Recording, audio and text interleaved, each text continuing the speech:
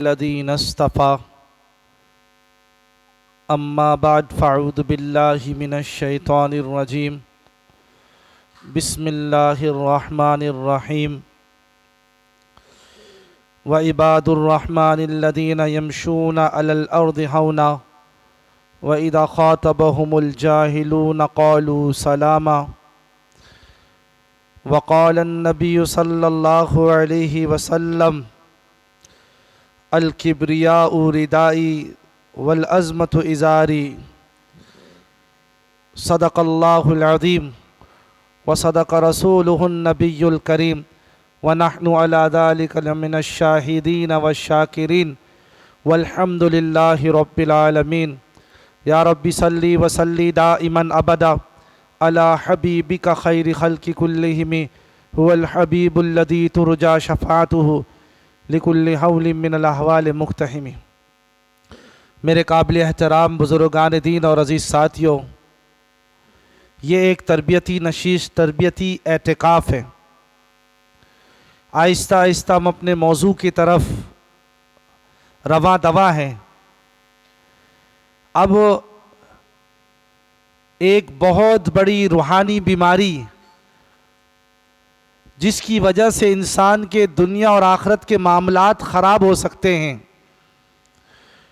امام غزالی رحمہ اللہ نے یہاں تک لکھا ہے کہ ام الامراض، تمام روحانی بیماریوں کی جڑ، کینہ، بغض، عداوت، حسد، غصہ، جتنی روحانی بیماری ہے اس کی بنیاد کبر ہے۔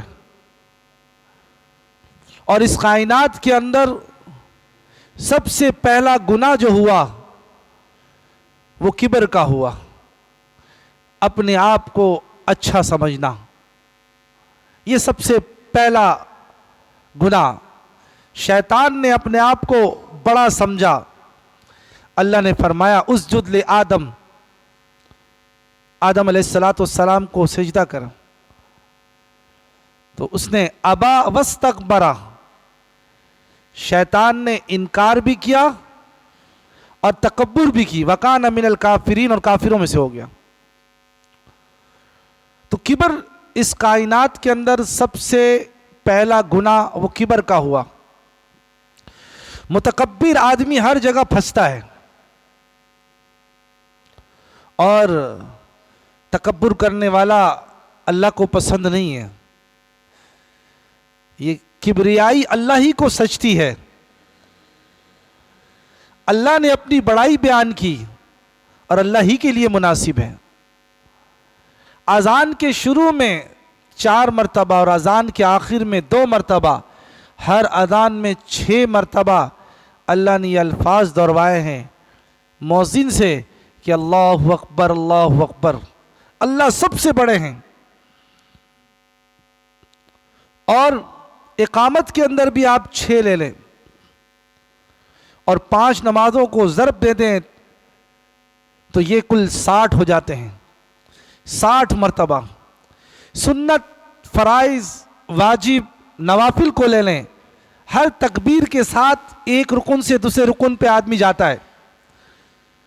نیت باندھی تو اللہ اکبر، قیام سے رکوع میں گئے تو اللہ اکبر، پھر اٹھے اس کے بعد پھر سجدے میں گئے، پھر اللہ اکبر، سجدے سے اٹھے پھر اللہ اکبر، ہر جگہ تکبیری تکبیر، بار بار بار بار۔ کیوں؟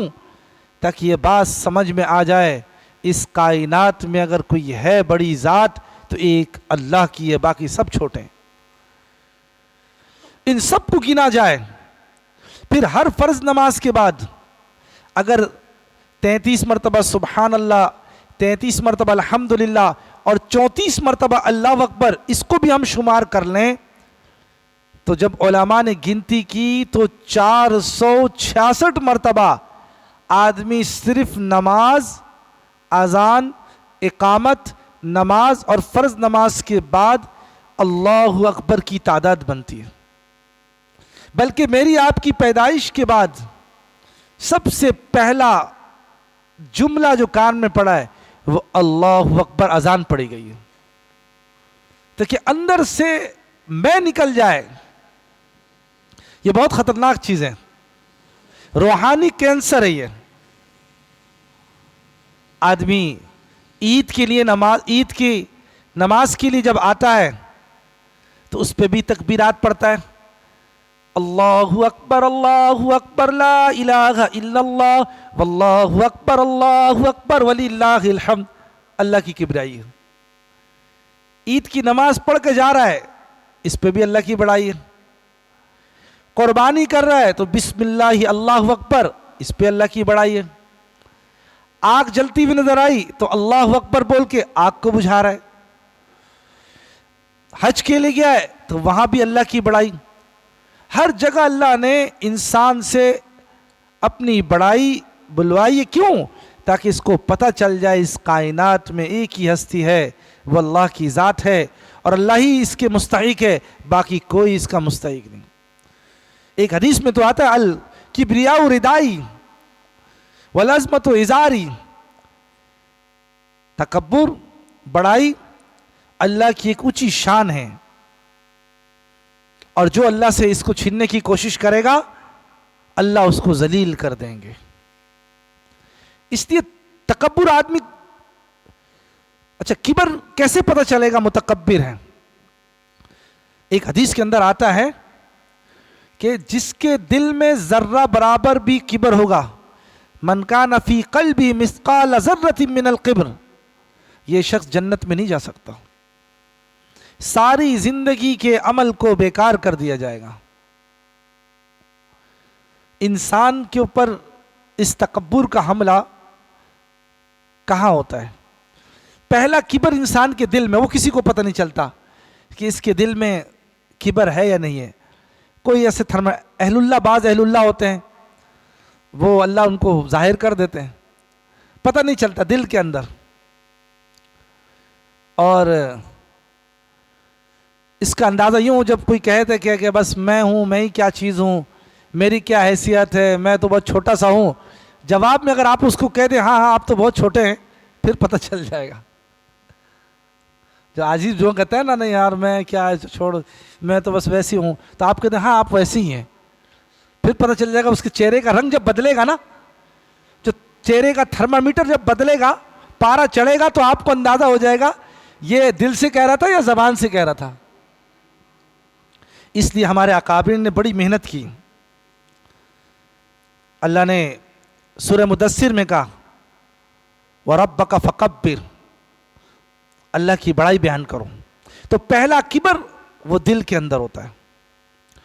دوسرا کبر زبان کے الفاظ ایسے ہوتے ہیں، جب لڑائی ہو جائے نا تو غصے میں کہتا ہے آدمی تجھے پتہ نہیں میں کیا ہوں، تیرے جیسے تو میرے جیب میں ہوتے ہیں، اتنی بڑی جیب کہاں سے لائے گا؟ آدمی غصے میں کہتا ہے تجھے پتہ نہیں 2 منٹ میں تیرا صفایا کر دوں گا۔ تو یہ الفاظ کبر کے ایسے بولتا ہے تو نے مجھے پہچانا نہیں۔ تو یہ الفاظ ایک کبر ہے جو ظاہر ہو رہے ہیں۔ ایک دل میں کبر تھا، ایک زبان سے۔ تیسرا کبر کیا ہے؟ نہ دل میں ہے نہ زبان سے، اس کا چلنے کا انداز بتائے گا، جس کو اللہ نے فرمایا وَلَا تَمْشِ فِي الْأَرْضِ مَرَحًا، زمین پر اکڑ کے نہ چل۔ تمہارے اکڑ کی چلنے کی وجہ سے نہ تم زمین پھاڑ سکتے ہو نہ پہاڑ کی چوٹی تک پہنچ سکتے ہو۔ اس کے چلنے کا انداز بتائے گا کہ کیسے متکبرہ انداز میں چل رہا ہے۔ اس لیے حضور صلی اللہ علیہ وسلم کا چلنے کا انداز کیا تھا؟ جھکے ہوئے انداز میں اور نگاہیں نیچے، اور آپ تیزی سے یوں چلتے۔ اور آپ فرماتے ہیں، حدیث مبارکہ ہے آکلو کما تاکل العبد، میں ایسے کھاتا ہوں جیسے غلام کھاتا ہے۔ کیا حضور کی عاجزی! وَأَجْلِسُ كَمَا تَجْلِسُ الْعَبْدُ، میں ایسے بیٹھتا ہوں جیسے غلام بیٹھتا ہے۔ غلام بیٹھتا ہے، کیا حضور کی عاجزی! آپ نے کبھی کو یوں اشارہ کر کے آپ نے کسی سے کوئی بات نہیں کی، جب بھی کسی کے اشارہ کیا تو پورے ہاتھ سے اشارہ کیا، ایسے پورے ہاتھ سے حضور نے اشارہ کیا، ایسے نہیں کیا۔ بات یاد آئی، پرانا مرکز تھا مولانا جمیل صاحب رائیونڈ کے امام رحمہ اللہ، تعلیم کا حلقہ لگا، اور تعلیم کے حلقے کے دوران میں بھی اس تعلیم میں بیٹھا ہوا تھا، دو نوجوان باتیں کر رہے تھے، بڑھاپے کا اثر، مولانا جمیل صاحب رحمہ اللہ کو غصہ آ گیا کہ تعلیم میں بیٹھ کے کیا کر رہے ہو؟ اب انہوں نے غصے میں تو کہہ دیا، فوراً خیال آیا اور سارے مجمع میں کہا بھائی مجھے معاف کر دینا۔ آپ صلی اللہ علیہ وسلم نے کبھی بھی کسی کو اس طرح نہیں ٹوکا، بلکہ کسی قوم قبیلے میں کوئی برائی نظر آئی تو آپ نے نام نہیں لیا، کہا فلاں فلاں قوم کو کیا ہو گیا جو یہ کر رہی ہے۔ ہم تو اگر خدا نخواستہ کسی کی طبیعت کے خلاف، مزاج کے خلاف کسی نے اگر کوئی بات کہہ دی تو بھرے مجلس میں اس کو ایسا ذلیل کر دیتے ہیں، اوہو اللہ بچائے، کھڑے کھڑے بیچارہ پانی پانی ہو جاتا ہے، کل قیامت میں پتہ چلے گا۔ اس لیے یہ تین قسم کے کبر ہیں، ایک دل میں، ایک زبان میں، ایک انسان کے اعضاء سے۔ اب یہ تینوں کبر اور ان تینوں کبر کے متعلق یہ کیوں آتا ہے اور کیسے آتا ہے، یہ موضوع بہت بڑا ہے، میں مختصراً بات کروں گا۔ یہ کبر کس لائن سے آتا ہے انسان کے اوپر؟ اس کا پہلا سبب علم ہے، دین ہو یا دنیاوی، دینی تعلیم ہو یا دنیاوی، کوئی علماء ہو تو معاف کر دینا، اور دنیاوی اعتبار سے کوئی تعلیم یافتہ ہو تو وہ بھی معاف کر دینا۔ وہ کہتے ہیں نا ہمارے نقل کفر کفر نہ باشد، کسی بات کو نقل کرنا، کوئی ایسے الفاظ تو وہ اس میں داخل نہیں ہے۔ میں بڑوں کی بات بڑوں تک عرض کر رہا ہوں۔ اشرف علی تھانوی صاحب رحمۃ اللہ علیہ کا مزاج بڑا سخت تھا، اپنے مریدین، ہمارے حضرت کا نماز تو بہت مزاج تو بہت نرم ہے، ہم نے کبھی ٹوک ٹاک ایسی سنی نہیں حضرت سے۔ اشرف علی تھانوی صاحب رحمۃ اللہ علیہ سلسلہ چشتیہ میں ٹوک ٹاک بہت سخت ہے، تو براہ راست کسی کی کوئی غلطی آئی فوراً اس کو ٹوک دیا۔ تو کسی نے پوچھا حضرت آپ تو براہ راست کسی کو ٹوکتے ہیں؟ کہا میں جب کسی کی اصلاح کے لیے کوئی بات کرتا ہوں تو دل میں یہ سوچتا ہوں کہ میں ایک بھنگی جلاد ہوں، بذات بھنگی جلاد جس کا حکم لگایا بادشاہ نے لوگوں کی گردن اڑانے کے لیے، لیکن بذات میں کچھ بھی نہیں ہو، میرے ذمہ اللہ نے یہ کام لگا دیا۔ اپنے آپ کو کچھ نہ سمجھنا۔ تو پہلا سبب وہ علم ہے، دینی ہو یا دنیاوی۔ آدمی تو کہتا ہے کہ مجھے بہت، تجھے پتہ نہیں، مجھے بہت معلوم ہے، میں بہت جانتا ہوں، اور تم نے تو کچھ پڑھا بھی نہیں، تمہیں تو کچھ معلوم بھی نہیں ہے۔ شیطان کے پاس علم ہی تو تھا، تربیت نہیں تھی، تو کہاں چلا گیا؟ معلم الملائکہ، اور کہاں چلا گیا؟ تو اس سے بھی انسان کے اندر کبر کا مادہ آتا ہے، ایک سبب۔ دوسرا سبب کثرت عبادت، بہت زیادہ آدمی عبادت کرتا ہے نا، پھر ایک وقت آتا ہے آدمی دوسرے کو چھوٹا سمجھتا ہے۔ میں تو تہجد پڑھتا ہوں، میں تو اتنی لمبی لمبی نمازیں پڑھتا ہوں، یہ تو دیکھو ہر وقت بیٹھے گپے لگا رہا ہوتا ہے، یہ تو کچھ بھی نہیں کرتا۔ تو کثرت عبادت تو عزازل نے بھی کیا ہے، اتنا بڑا عابد تھا کہ ساتوں زمین میں اس نے سجدے کیے، کوئی جگہ نہیں چھوڑی جہاں سجدہ نہ کیا ہو۔ کثرت عبادت کی وجہ سے بھی انسان کے اندر کبر آ جاتا ہے۔ اس کا مطلب نہیں کہ آپ عبادت چھوڑ دیں، نہ، عبادت کرتے رہیں، اس کا کیا علاج ہے وہ آخر میں بتاؤں گا۔ لیکن کبر کس راستے سے آتا ہے وہ ہمیں معلوم ہونا چاہیے۔ تیسری چیز نسب، انسان بڑے خاندان والا ہو یا اس کا قبیلہ بہت بڑا ہو تو بولتا ہے تجھے پتہ نہیں ہے میرا تعلق فلاں خاندان سے ہے، میں فلاں قبیلے کا ہوں، میرے اتنے بڑی قوم ہے، میں فلاں فلاں نسب کا ہوں، میں سید ہوں، میں شیخ ہوں۔ عجیب حدیث یاد آئی، فرمایا کہ جس کا عمل برباد کر دے، من بتت عملہ لم یسر نسبہ، جس کا عمل خراب ہو اس کا نسب اس کو آگے نہیں بڑھا سکتا۔ اصل تو اللہ کی عمل ہے۔ اگر نسب کی بات ہوتی تو نوح علیہ السلام نبی ہیں، ان کا بیٹا کتنی بڑی نسبت ہے، کتنی بڑی نسبت ہے، نبی اور ان کا بیٹا، کتنی بڑی نسبت ہے، لیکن عمل خراب ہونے کی وجہ سے نوح علیہ السلام کے سامنے پانی میں ڈوب رہے ہیں، نوح علیہ السلام نے کہا اے اللہ یہ تو میرا بیٹا ہے۔ اللہ نے فرمایا نہیں، یہ آپ کا بیٹا نہیں ہے، انہ عمل غیر صالح، اس کا عمل ٹھیک نہیں ہے، یہ آپ کا نسبی تو ہو سکتا ہے، حقیقی بیٹا نہیں ہے۔ حقیقی بیٹا روحانی وہ ہے جس کا عمل ٹھیک ہو۔ تو نسب کا صرف ہونا یہ آدمی کو آگے نہیں بڑھا، اور نسب کی وجہ سے آدمی میں کبر بھی آتا ہے، اور آپ لوگوں کو اس کا واسطہ پڑتا رہتا ہوگا۔ حسن و جمال کی وجہ سے اللہ کسی کو حسن دے دے، خوبصورتی دے دے، تو بس یہ تو اللہ کی دی ہوئی ہے۔ کسی کو اللہ نے گورا بنایا، کسی کو اللہ نے حسن دیا، یہ اللہ کی دی ہوئی، اللہ دے دے اور اللہ لے لے، اور بڑھاپے میں سارا حسن ختم ہو جاتا ہے۔ تو یہ جوانی میں حسن ہے، عارضی حسن ہے، اصل حسن تو آخرت میں جو کبھی ختم نہ ہو۔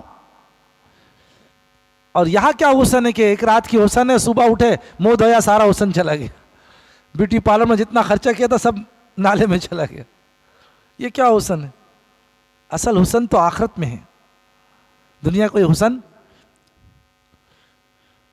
اس لیے حسن جمال اللہ کسی کو دے دو کہ اللہ کی نعمت ہے۔ اس لیے آئینہ دیکھ کر دعا کیا پڑھتے ہیں؟ اللہم حسنت خلقی فحسن خلقی۔ کیا عاجزی شریعت نے سکھائی ہے، اے اللہ جس طرح آپ نے میرے چہرے کو اچھا بنایا میرے اخلاق کو بھی اچھا کر دے۔ کیا تعلیم دی شریعت نے؟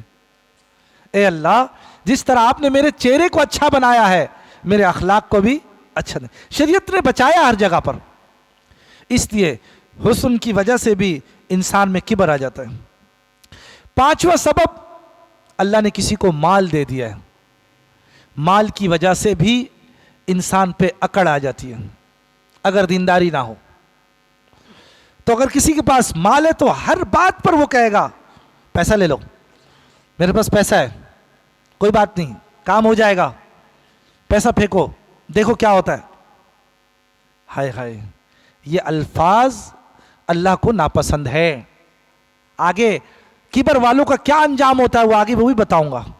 نہ اللہ والوں کے پاس پیسے نہیں ہوتے، لیکن اللہ والے لوگوں کی دلوں پر حکومت کرتے ہیں، لوگوں کی دلوں پر حکومت کرتے ہیں۔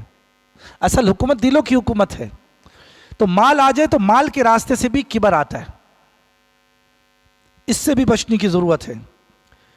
اور چھٹا سبب قوت، کسی کو اللہ نے طاقت دے دی، جوانی کی طاقت ہے اور تھوڑی صحت مل گئی، طاقت مل گئی، پھر تو دیکھیں اچھا اکثر جو غصہ آتا ہے نا کمزوروں پر آتا ہے، چھوٹوں پر آتا ہے، بڑوں پہ نہیں آتا۔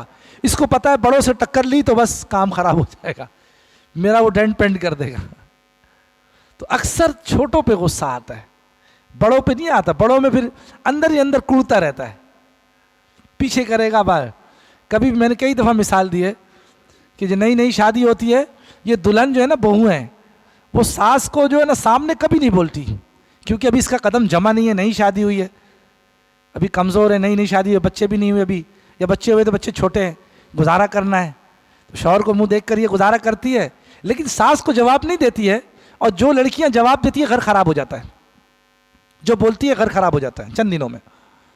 لیکن کیا کرتی ہے، کچن میں جا کر وہ چیمیں گوئیاں کر رہی ہوتی ہیں، اور آدمی حیران ہوتا ہے یہ کچن میں دو آدمی کی باتیں کہاں سے آ رہی سننے میں۔ جب کچن میں جا کے دیکھو تو دل کا بھڑاس نکال رہی ہوتی ہے کہ بڈھی یہ کہہ رہی ہے، یہ کہہ رہی ہے، یہ کہہ رہی ہے۔ تو اب وہ غصہ اتار رہی تھی کچن میں، حالانکہ ایک زمانہ آئے گا یہ خود بھی ساز بنے گی، خود بھی ساز بن رہا ہے۔ تو اس لیے قوت طاقت اللہ کسی کو دے دے تو اس کی راستے سے بھی انسان پہ کبر آتا ہے۔ ساتواں کبر کا راستہ جو علماء نے لکھا ہے، اس زمانے میں زیادہ تر تعلقات، پیسہ نہیں ہے، مال نہیں ہے، تعلقات بہت ہے اس کے، ایم پی اے، ایم این اے، وزیر اور ادھر ادھر سب اس کے بڑے تعلقات ہیں۔ تو ایسے تعلقات والا بندہ اگرچہ اس کی نوکری چھوٹی ہو، کئی ایسے لوگوں سے میری ملاقات ہوئی ہے، اپنے فیلڈ میں اپنے پوسٹ میں اس کی نوکری اتنی بڑی نہیں ہے، لیکن تعلقات اس کے بہت اوپر تک ہے، تو بڑے بڑے لوگ اس سے کانپتے ہیں، میں نے خیریت تو ہے کہ مولوی صاحب پتہ نہیں اس کے تعلقات بہت ہیں. اب وہ کیوں بھائی؟ تعلقات کی وجہ سے بھی اب وہ جب چلتا ہے اس کے چلنے کا انداز ہی اور ہوتا ہے. تجھے پتہ نہیں میرے تعلقات کیا ہے. ایک فون میں تیرا کام ہو جائے گا, تو باہر چلا جائے گا, کمپنی کے باہر چلا جائے گا. اب یہ پیون سے لوگ کیوں ڈرتے ہیں؟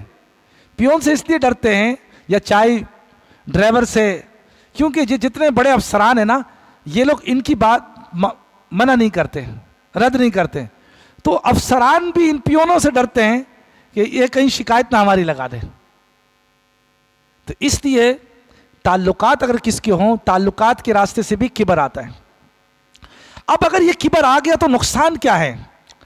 انسان کی تخلیق 4 چیزوں سے ہوئی ہے: آگ, مٹی, ہوا اور پانی. ان 4 چیزوں کا مجموعہ ہے. اللہ نے ان چاروں طرح کے عذاب انسان کے اوپر دیے. فرعون نے تکبر کیا, انا ربکم الاعلی, تکبر کے بول بولے. اللہ نے فرعون کو پانی میں غرق کر دیا. اللہ دکھا رہے جس چیز سے میں نے پیدا کیا ہے اسی میں غرق کر دیا.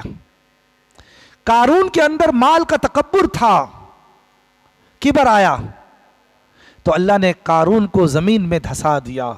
حالانکہ زمین سے ہی انسان کی تخلیق ایک زمین سے ہے. اور اسی طرح قوم عاد اور سمود کے اندر کبر آیا. من اشد منا قوہ, ہم سے ہے کوئی زیادہ طاقتور تو بتاؤ. پورے پورے درخت کو اکھاڑ لیتے تھے. اللہ نے فرمایا تم سے زیادہ طاقتور تمہارا پیدا کرنے والا رب ہے. اور پھر اللہ نے ہواؤں کے ذریعے سے ان کو اٹھایا. ریحن سرسرا, ہوا چلی اور اٹھا کے اللہ نے ایسا پھینکا جیسے بکھرے ہوئے کھجور کے دانے ہوں, ختم کر دیا.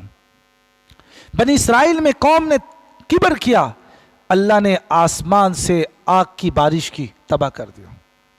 یہ ساری اللہ کی طرف سے پکڑ ہے, اور آخرت میں عمل سارا ضائع ہو جاتا ہے جب آدمی. اس کے بالمقابل تواضع ہے. اب اس کا علاج کیا ہے؟ کیسے آدمی اپنا علاج کرے کبر کا؟ کبر کے 2-3 علاج ہیں.